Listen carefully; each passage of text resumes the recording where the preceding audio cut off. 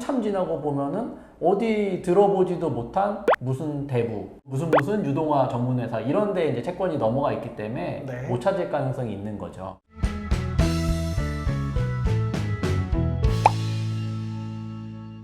네, 안녕하세요. 오늘은 오래된 채무 이렇게 확인하세요 라는 제목으로 말씀 나눠보도록 하겠습니다. 사실 시간이 오래되고 이러면 까먹을 수도 있잖아요. 네. 개인회생 파산을 진행하는 데 있어서 오래된 채무를 왜 확인하는 게 중요할까요? 개인회생 같은 경우에는 채권자 목록에 기재되지 않은 채권은 면책되지 않는다라고 규정되어 있어요. 네. 이 채권사에 채무를 부담하고 있는 사실을 잊고서 네. 여기를 이제 채권사에 집어넣지 않았는데 네. 개인회생 잘 진행하다가 발견이 된 거예요. 아니면 개인회생 네. 끝나고 나서 발견이 돼요. 네. 그러면 요거는 이제 비면책이 되는 거기 때문에 만약에 개인회생 진행 중이라면 네. 지금 진행하고 있는 개인회생 절차를 폐지시키고 채권자 목록에 다시 포함해서 절차를 진행하거나 네. 아니면 이제 개인회생 절차가 끝났다라고 한다면 비면책됐기 때문에 별도로 갚아야 되는 문제가 생기거든요. 네. 그러니까 이제 누락되지 않게끔 네. 항상 이제 채권을 잘 찾아야 되는 그런 문제가 있습니다. 근데 돈 빌린 지 오래되고 뭐 연체도 상당 기간 됐다. 그러면 채권을 찾기가 어렵다고 하더라고요. 네. 뭐 그런 이유가 있을까요? 특히나 이제 금융권, 뭐 네. 은행이라든지 카드사 이런 데는 연체가 오래되면은 이게 부실채권이 되잖아요.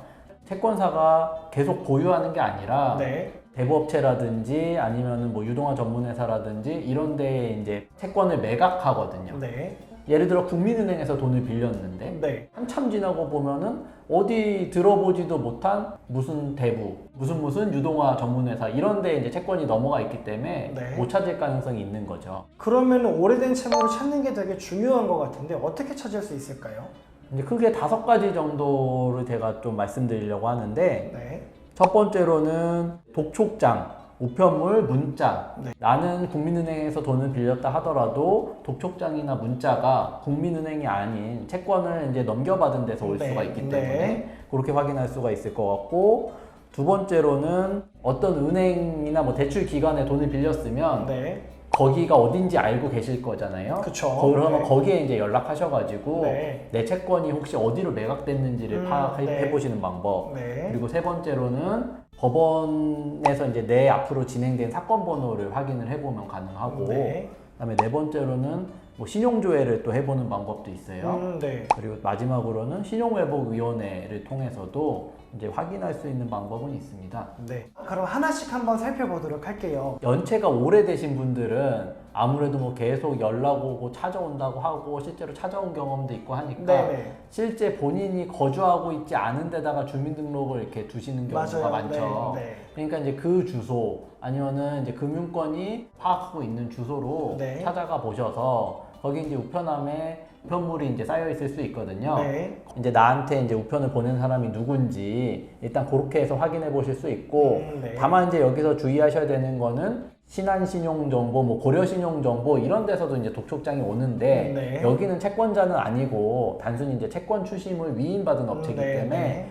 그런 부분들을 이제 잘 수집해 두셔가지고 대리인 사무실에 일단 전달해 주시면은 어느 정도 이제 좀 한번 파악은 될 것 같아요. 이제 은행에 연락하셔가지고 제출받은 채권이 혹시 어느 기관으로 매각됐는지 네. 이제 파악을 해보시는 거예요. 네. 그 다음에 은행 계좌가 압류되었다고 한다면 또 누가 압류했는지도 파악할 수 있잖아요. 그쵸. 그러면 네. 압류한 사람이 누군지를 파악을 하면 그 사람이 이제 나의 채권자일 테니까 네, 네. 그 방법으로도 확인을 할 수 있어요. 본인인증서가 있으면 네. 대법원 나의 사건 검색을 뭐 네이버나 구글에서 검색하셔서 내 앞으로 진행된 사건을 공인인증서를 통해서 확인을 해보실 수가 있고, 공인인증서도 없는 분들이 많더라고요. 그렇죠. 네. 그러면 그냥 신분증 지참하고 네. 법원 민원실 가셔서 내 앞으로 진행됐던 모든 사건 번호를 이제 뽑아달라라고 네. 하시면 그 과정에서 확인이 됩니다. 연체 정보들이 등록이 되거나 하면은 네. 신용 정보를 통해서도 확인이 돼요.